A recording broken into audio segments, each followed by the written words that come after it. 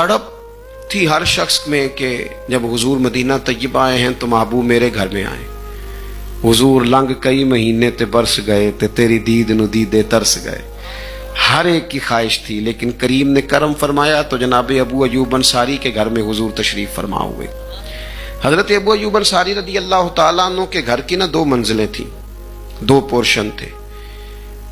आपने महबूब करीम अलैहिस्सलाम की आसानी के लिए कि हुजूर को मेहमान मिलने आएंगे, ढेर सारे लोग ज़ियारत के मुश्ताक हैं, लोगों को आना जाना है, निचली मंजिल जो थी वो महबूब की बारगाह में पेश की। खुद अपने सामान लेके, बच्चों को लेके बालाई मंजिल पर तशरीफ ले गए।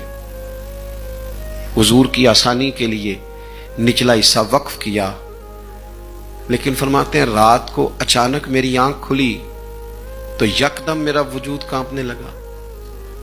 मैं अपनी छत पे चल रहा था तो ख्याल आया, अबू अयूब कहीं ऐसा तो नहीं कि तू उस जगह चल रहा है जहां हुजूर तशरीफ फरमाए, महबूब करीम यहां हो और तू ऊपर कदमों से चल रहा हो। ऐ पाए नजर होश में आ, होश में आ, ऐ पाए नजर होश में आ, ये कुव्वे नबी है।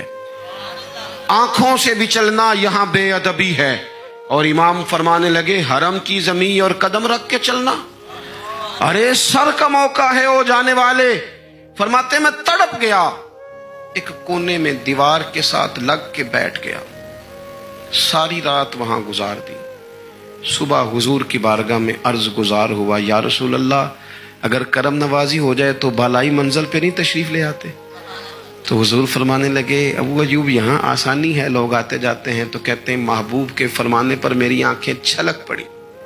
रो के अर्ज की हुजूर मेरी तबीयत बर्दाश्त नहीं करती कि आप नीचे हो और मैं ऊपर चल रहा हूँ। जब हुजूर ने गौर किया ना, नजर करम फरमाई तो फरमाया मैं तेरी तबीयत को समझ गया हूँ, तू बच्चे लेके नीचे आ जा और मैं बालाई मंजिल पे चला जाता हूँ।